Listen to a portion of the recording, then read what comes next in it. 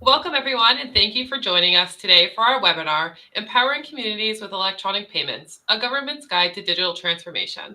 I'm Allie Maynard, and I'll guide you through today's discussion. Today, we'll explore how digital transformation through electronic payment solutions can enhance the efficiency and accessibility of government services. We'll explore how transitioning to digital payments can enhance both your operations and well-being of your communities.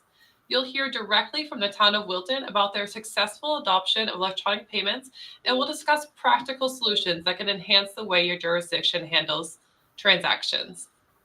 Joining us today is Eric Window, the finance officer from the town of Wilton, New Hampshire, and Amanda Trubaj, a value engineer at Avenue Insights and Analytics. Eric brings nearly a decade of experience in building retail stores nationwide from the ground up, demonstrating a strong foundation in project management and operations. Transitioning from his background to focus on finance, Eric quickly advanced through various roles in accounts payable and accounts receivable, eventually finding his niche in municipal finance. Eric, thank you for joining us today. Thank you very much for that lovely introduction. It's an honor to be here. Thank you. And Amanda Trubaj, a product expert and value engineer at Avenue Insights and Analytics.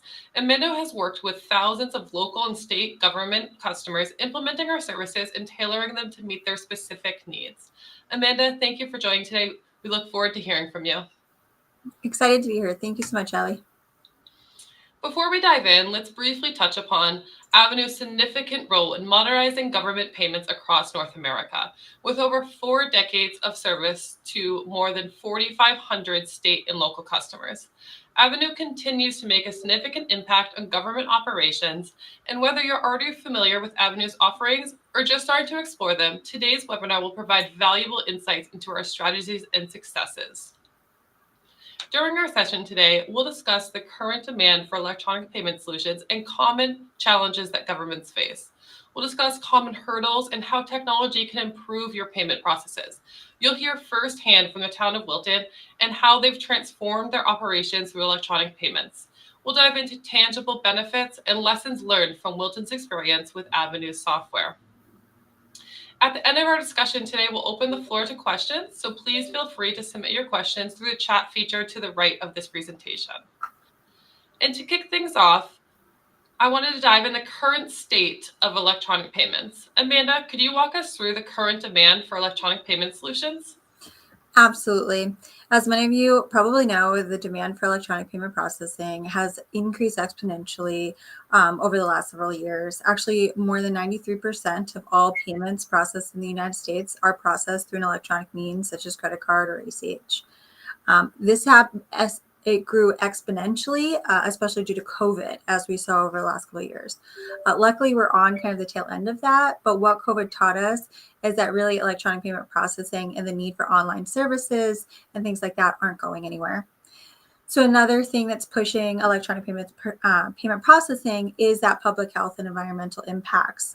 So the public health being COVID, environmental impacts being paperless billing, resource constraints, and things like that. Additionally, budget constraints. So budget constraints are causing a lot of creativity within government organizations to find alternative ways to collect and organize and administer these payments and process them. So electronic payment processing allows this revenue to be accepted 24/7 at all hours. And of course, it's convenient for end users and customers, improving the customer service and their convenience, obviously, not having to take time off work, drive into offices. All of that adds into this push for electronic payment processing, either in person or online, especially online. It also enhances security and reduces theft with less cash changing individuals' hands throughout organizations and things like that. It's a way to streamline that as well. Awesome. Thank you for sharing that, Amanda. And with this rise in the demand for electronic payment solutions, how is that impacting our communities and citizen expectations? Sure. So I, very quickly touched on this. A lot of the push for electronic payment processing is coming directly from the constituents, the citizens, the end users of the product, and the ones paying these bills or taxes. So they're asking for more convenience. They're busy. They have, more hectic schedules today than ever before. We're seeing that, especially on the outskirts of COVID, getting back into the world of the activities and things like that. They need fast and easy ways, especially government taxes and things like that, making it easier for the end users and the taxpayers to make these. They're more likely to go ahead and pay those on time and get that revenue flowing into the organization more quickly. Again, those health and environmental conscious individuals that are looking for ways to reduce their contact with public, as well as reduce environmental impacts such as paper and things like that. They're really pushing for this initiative of more electronic payment processing. They're looking for services and innovation that can provide these things without increasing taxes for them. So giving the taxpayers the choice to utilize these services without forcing it upon them while increasing taxes in order to pay for the services. So the convenience fee model, where the fee is passed on to the individuals that really see the true convenience and the value in using these services and these electronic payment processing methods, gives a choice and puts that choice into the taxpayers' hands, which all of us can agree we want to be a part of that decision-making process. They can always pay by cash or check and avoid any additional fees. They're also looking for self-services. So they don't want to have to wait. They don't want to have to take time off work, as I said. They don't want to have to drive downtown and find a spot for parking, most of the time having to pay for that parking and things like that. They don't want to wait on hold to get their questions answered. They don't want to have to call in. I mean, we're in a day and age where phone calls are reduced more now than ever, and they're looking for easy text messaging or emailing capabilities, electronic portals that allow them to communicate directly and get answers quickly. So all of those things are pushing these from a constituent perspective. Thanks for sharing those. I know as a citizen myself, I obviously can relate to all of those key points. So thank you so much, Amanda. And now I want to kind of turn it over to Eric. And I wanted to see how your town office was operating before and after implementing payments in your office. Can you kind of provide us an overview of your town operations, Eric? Yeah, so I'll paint a little picture for you. Here in Wilton, we are just under 4,000 residents. So pretty small office here. We are open only 3 days a week to the public. So that really limits the amount of hours that the public can actually come into the office and do business with us. Um, since coming on board in 2022, I saw that those 3 days really we would have a line of customers, sometimes even out through the door. And having my customer retail experience background, I really saw that we could definitely make some improvements in that area. Again, resident satisfaction or resident convenience in making these transactions is something I definitely wanted to emphasize. So with enabling us to take on these payments this way, it enabled us to kind of free up that extra time of the day for those 3 days that they were actually in the office to spend more time with the residents that were doing transactions for tax related items or DMV related items, alleviating the permitting questions and so on and so forth. So really just trying to reduce the overall foot traffic in our office, and we definitely were able to do that. That's great. Thanks for sharing those. I'm sure you've seen, as you said, a big shift in priorities in the office. So I know that their 24/7 online portal was one of your main initiatives here, but also the ability to customize those forms. Can you kind of dive into that a little bit and explain how that has enhanced your processes? Yeah, so being able to adjust these forms on the go definitely just kind of puts it into our hands in being able to make these fixes on the fly. Having access to the dashboard and able to make changes as far as fees go, as far as descriptions go, as far as what the actual permits look like. You can do that all from the dashboard side of things, which makes it that much easier to make these changes happen. So it definitely makes it really easy for us to make these changes on the fly. Again, the fees extremely easy to go in onto the dashboard and exactly choose exactly what you need. So That's awesome. Thanks for sharing your experience with us. And Amanda, based on Eric's experiences and some of the challenges that he mentioned prior to implementing electronic payments, are these similar to issues that you've seen in other governments that you've worked with? Absolutely. And it's really fascinating because obviously Eric is coming from a, smaller organization, smaller population size, but they're actually struggling with a lot of the same issues that we're seeing from a lot of our customers that are much larger, have over 100,000, 150,000 population and higher.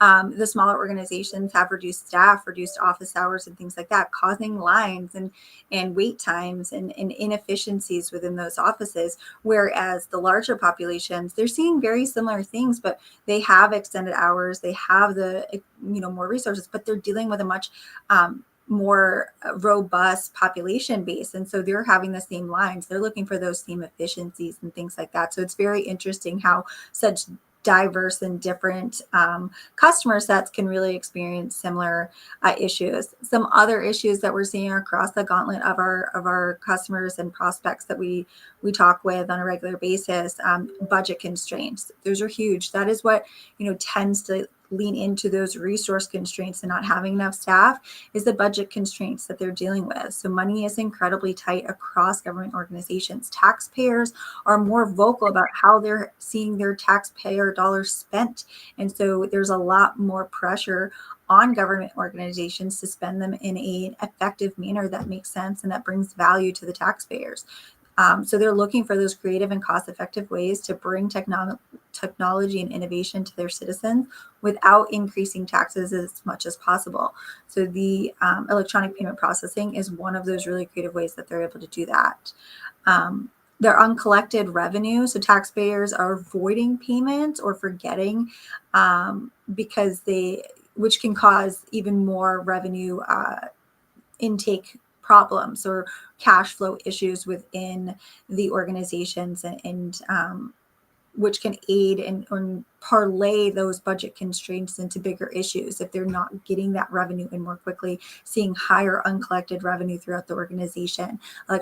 Electronic payment processing can really help alleviate a lot of that, especially with a convenient online system that allows taxpayers to schedule payments in advance or set auto payments and do these things as they're thinking about them, but while they have in a way that allows them to do it with their own personal budget constraints, taking into consideration from a taxpayer perspective, as well as efficiency. So outdated tools make processing more manual and often have to run the same processes across several different software platforms, i.e. the reconciliation process, just as an example. So when you're dealing with multiple different payment platforms or revenue collection platforms, if you don't have a centralized location or tool to aggregate all of those together, finance teams or individuals are having to run the same processes multiple times in a day across these multiple platforms, which causes a lot of inefficiency. So those are all factors that we're seeing, the main factors for sure. Thanks. And similar to that, what are some of these common hurdles that you're seeing? I know you touched on some of the challenges. Can you dive into this a little bit more? Yeah, so those outdated systems that I was talking about, these are some of the roadblocks that inhibit or give a false narrative to some of these government organizations that bring on electronic payment processors, especially a unified platform, isn't really possible or feasible for them. The outdated technology, we hear a lot. Well, our systems, are just so outdated, we can't probably handle that, and we don't have the budget to update these systems at that time. It's a common misconception. We can work with any of the technology. We have a lot of different ways in order to do that, from really enhanced, innovative, more modern solutions to more batch processes on the back end and things like that. Lack of IT support is another roadblock that we hear often. We just don't have the IT resources or back end to help facilitate bringing on these electronic payment processing. But, our team helps with the onboarding process a lot. We work with IT staff, but we also work with customers that don't have their own dedicated IT staff. We work with outsourced IT systems. And a lot of times our delivery team is able to take on a lot of the onboarding requirements that their IT staff would normally handle. So even the smallest IT staff, which can sometimes consist of, no dedicated IT members and working with different members of the government organization that, kind of spearhead the IT solutions on the back end, we've seen the gauntlet. A lot of our larger prospects do have their on-staff, on-site IT that we work with, and it makes it very easy. We are working with larger kind of integrations and back-end processes and things like that in those cases. And a lot of our smaller organizations that we work with, we don't have that same dedicated IT staff. So it is a misconception that we can't do that if we don't have a dedicated IT staff member to work with. Another very common misconception that inhibits our customers or prospects from moving forward with some of these services or putting it off for longer than they really should are security concerns. So it's a big misunderstanding and misinformation is abound about electronic payment security processes. There's a connotation around the cloud and how secure the cloud is, and there's a lot of things that make these services and processes more secure. So educating our customers and prospects around those security concerns and how we are more secure. We have the highest level of PCI compliance that exists. A lot of what we do and the way we implement things is to shield our customers from those security concerns as much as possible and take those burdens on ourselves. So another common misconception, which parlays into compliance issues, so meeting regulations for the jurisdiction. We really help our customers deal with that ourselves. So we take on the brunt of that compliance requirements and things like that. So we shield our customers as much as possible, which not only shields them from the requirements in the upfront resource burden that facilitating those requirements might bring on, but it's also shielding them from the liability and things like that come along with the potential security concerns and things like that. And lastly, and I think probably the most overwhelming that we hear is staff within these organizations thinking that citizens just won't use the services. So we have to overcome that misconception. A lot of them I hear say, we have an older customer base, they have no interest in this technology. And we actually have data that proves otherwise. A lot of the older generation is looking for these services and utilizes them quite frequently. There's a much higher adoption rate to these services than our customers believe there will be in the first year, let alone, many, many years after bringing on the systems and services. So it's a huge misconception that that citizens or end users just won't use the services. And that's something that really inhibits our customers from moving forward sometimes. And that's a really good point. And I think another important aspect is how you effectively communicate these new services to your citizens after your onboarding process. Eric, how did you notify your community when you added these new services online? That is a great question. For the town of Wilton, we actually put out a newspaper article about a month in advance, letting people know that there is going to be a change in the way we actually can intake our revenue. So that was posted on in the local newspaper, as well as on our community Facebook. I feel like that probably garners the most attention. So we put it out there, a lot of great responses. And also our fire chief, Don Nurse, he was the one kind of putting these permits online. He kind of was cheerleading it to all the local businesses in town and trying to get all the local businesses to start using the service. And we actually did that. One of the biggest resistance to change that we actually saw was the clerks here, the employees here, they didn't believe that the people were actually going to use this service and fill out these applications online. And we actually found that 87% of the users since going live were actually using the online service. So they were logging into the portal and making these transactions. Again, 87% of the users. So that alleviates that 3 days that we were open out of the week. 87% of the people that would have been coming in were now filling it out online. So again, it was great resistance at first, but actually showing the data after going live really made people think differently about it. Wow, that's an awesome stat. Thank you for sharing that. And you really just drilled home Amanda's point there, where you did see a high adoption rate. So that's great to hear. And it's also nice to hear that you have support across multiple departments. I know you mentioned your fire chief, and you have services with the fire department. Now, are they communicating to their citizens through the dashboard too? Yes. So that is another one of the great aspects of the dashboard. I believe when you're putting in these transactions, you have an availability to put it in your email. So that enables the kind of communication to be opened up between the department head and the person who's applying for the permit.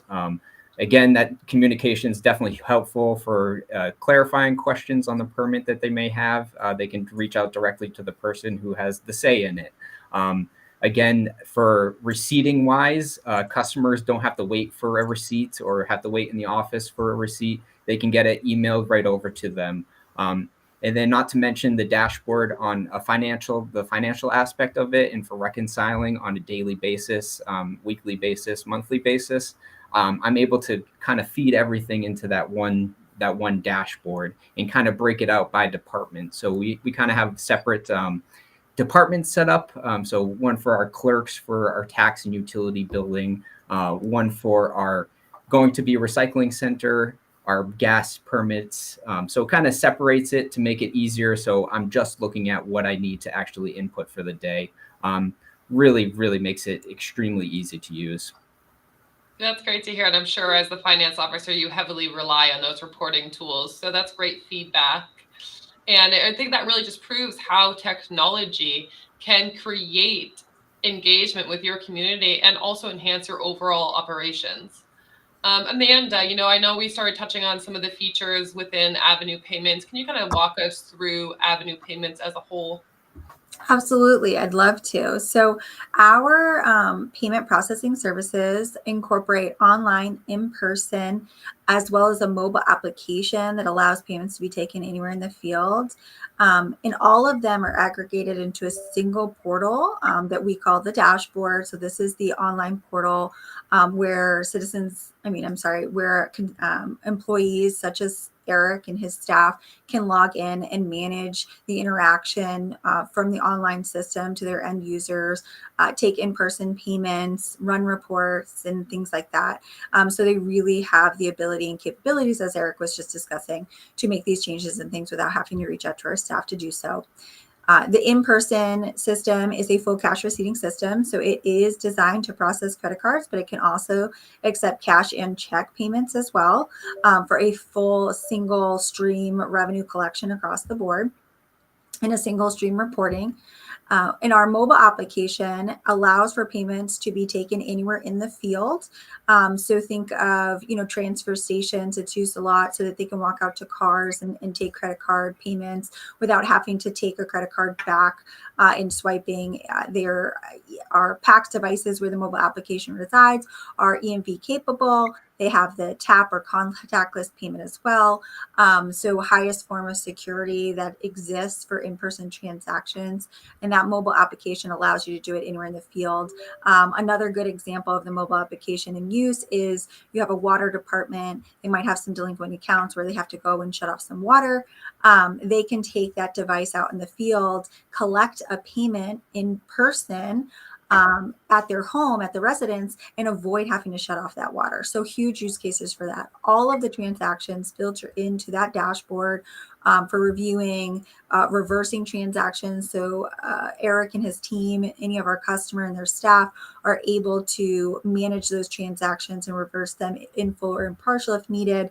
And as Eric mentioned, there is capabilities that segregate this information and details from the transactions to what they can actually have the capabilities of doing within the system for security purposes from staff to staff.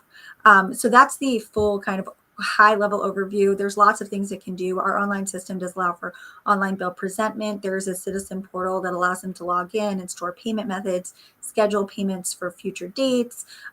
We are in the process of implementing auto payments that will be here in the next few weeks, where they can set it up so as a bill becomes available, it will automatically pay and send them a reminder the day before that executes or so.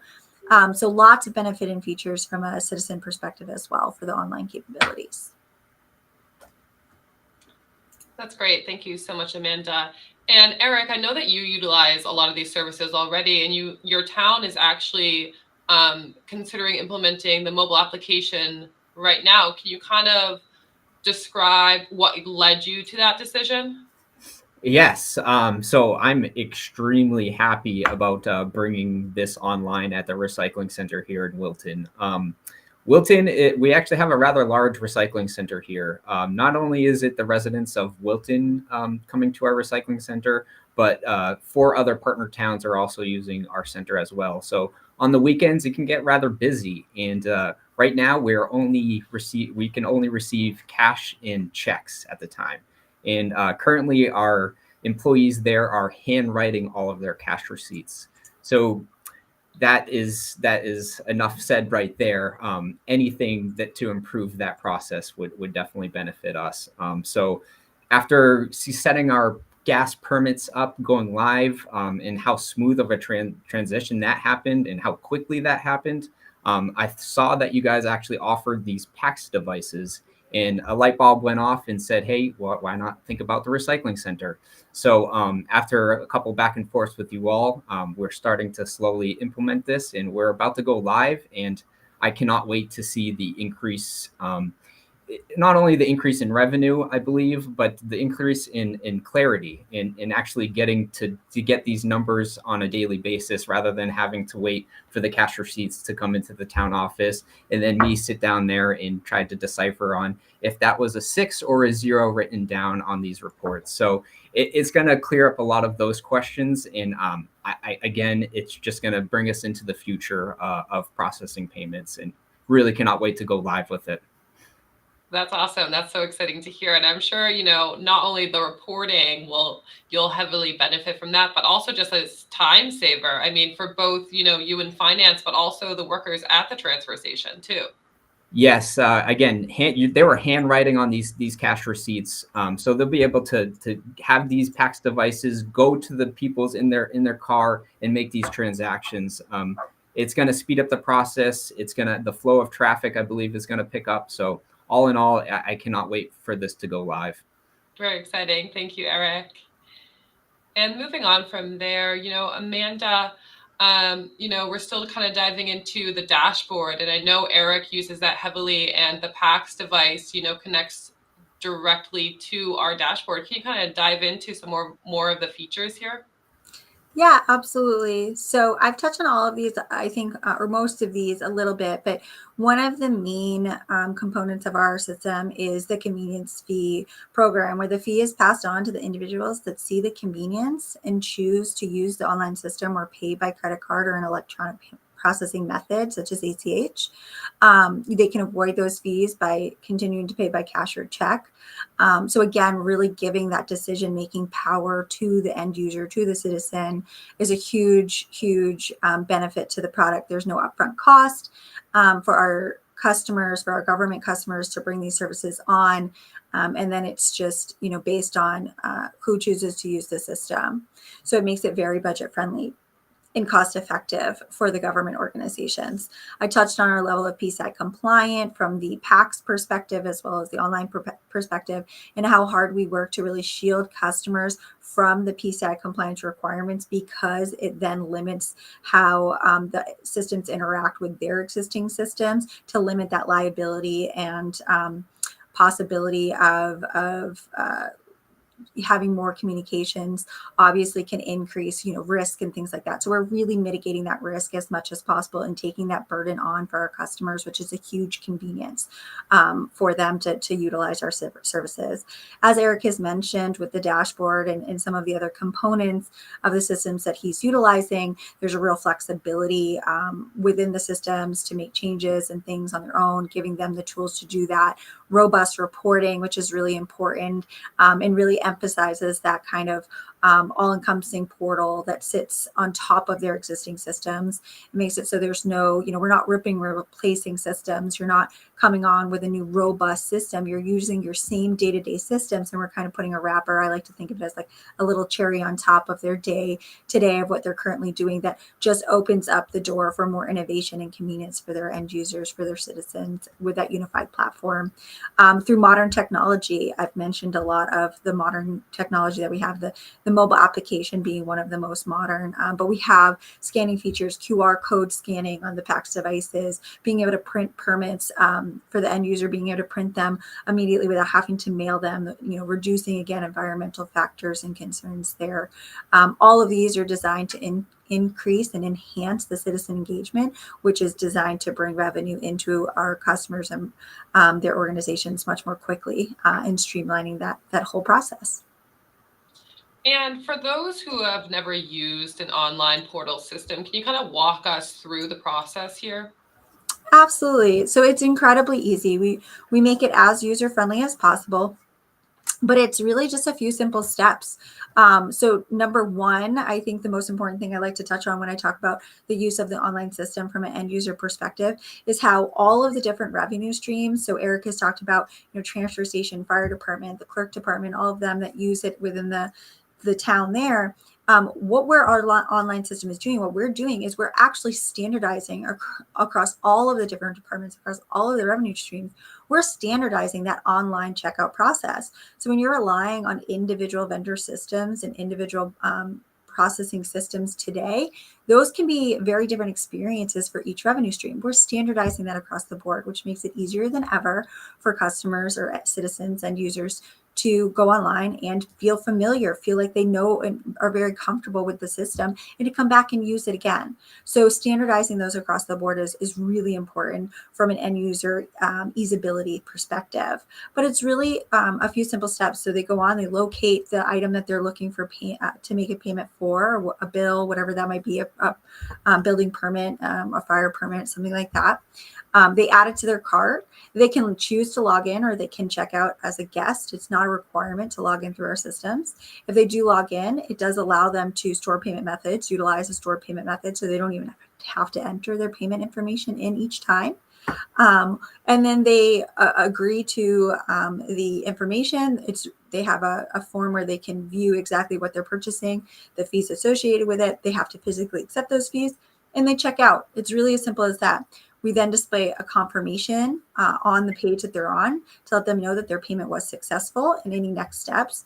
If there is any real-time printing of a permit or anything like that, we provide them a link to go ahead and make that print right there, or download that document right there. And we also send a confirmation email allowing them to do all of those same things. So it's a confirmation that outlines exactly what they purchased, when they purchased it, the fees, as well as if they do have any documents for download, there's a button right there for them to do that as well. So really, really simple from an end user perspective. That's awesome. Convenience is paramount right now, and that's what the people are looking for. So thank you so much for walking through that process.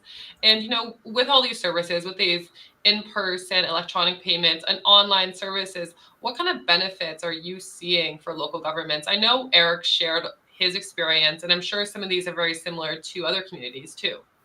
Absolutely, they really are. Kind of to sum up everything that I've touched on here today, those major benefits, a unified payment platform or a payment solution is huge. So having a single place that they can log into to run reports, a single place where they can go to refund transactions that they need to, or communicate directly with their end user. We give them the phone number, the email. At a click, they can email their customer if they have a question or anything like that. That unified platform really expedites the payment process and revenue collection process.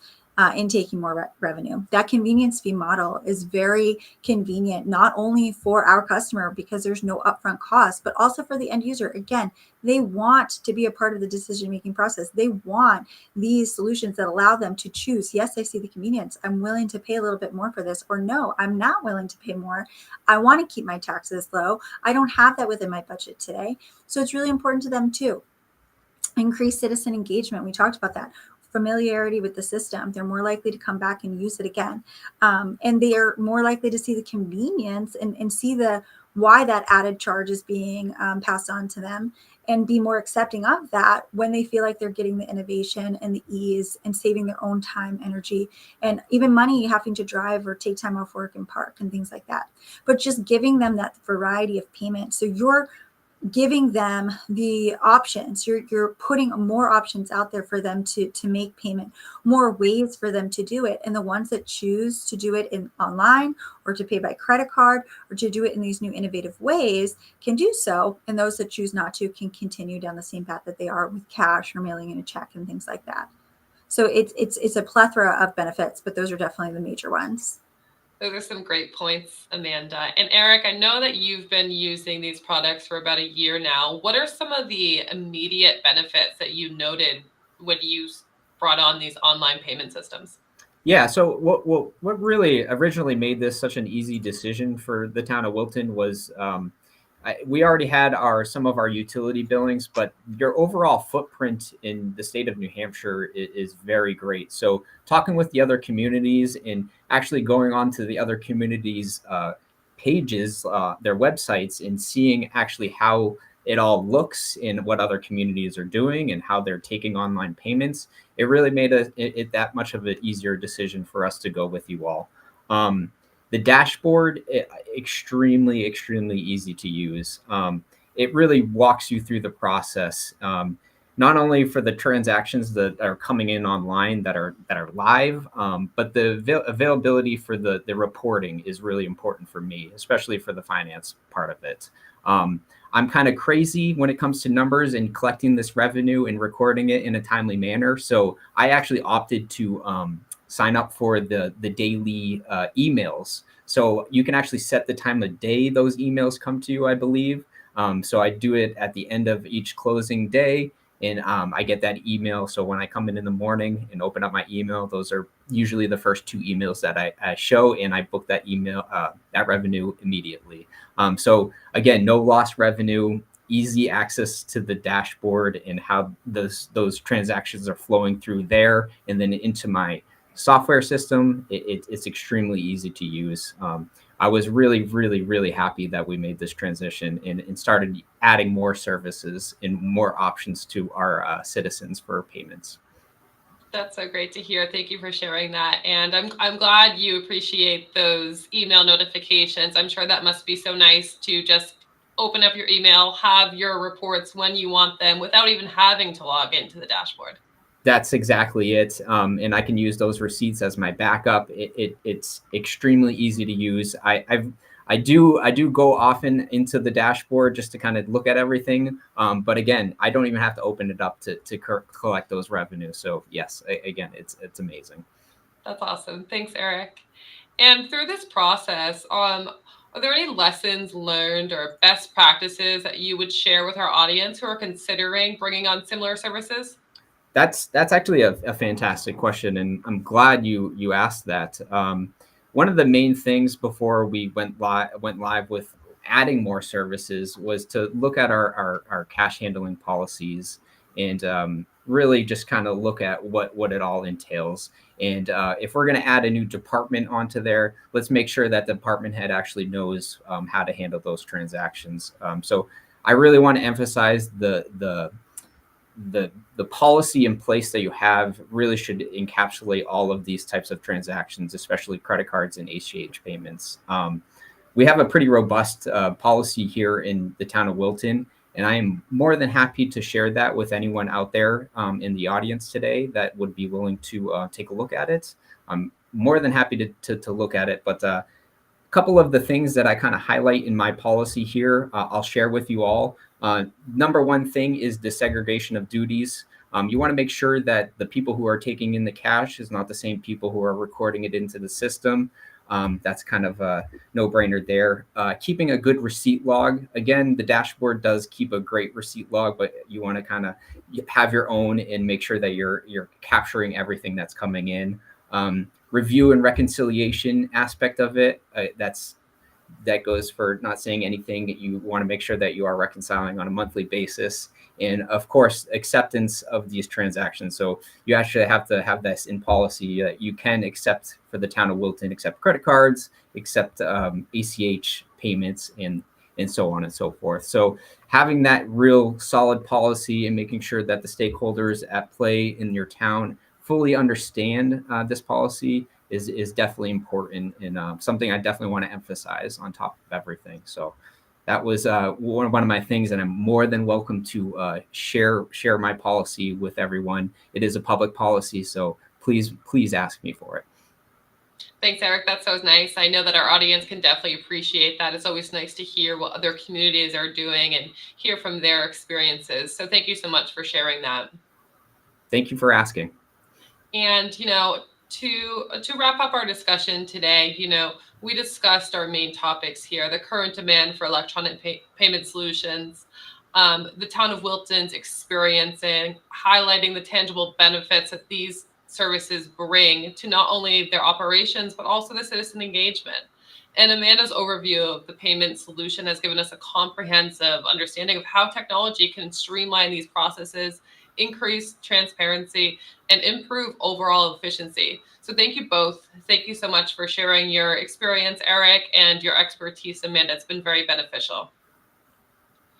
And I think now we're ready to open up the floor for questions. We'll address as many as we can in the time remaining. All right. Our first question here. What is the implementation period and how long did it take to implement these services?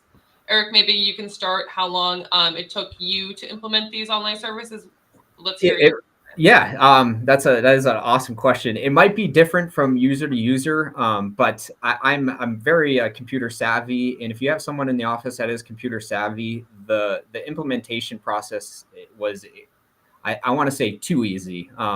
It was a simple phone call to you all to kind of get the ball rolling, a couple emails back and forth, and I believe it was 2 actual phone calls that were real meetings to kind of go over how to use the system. And in those 2 phone calls, I sat down with our fire chief, Don Nurse, and we were able to pick up on this extremely fast.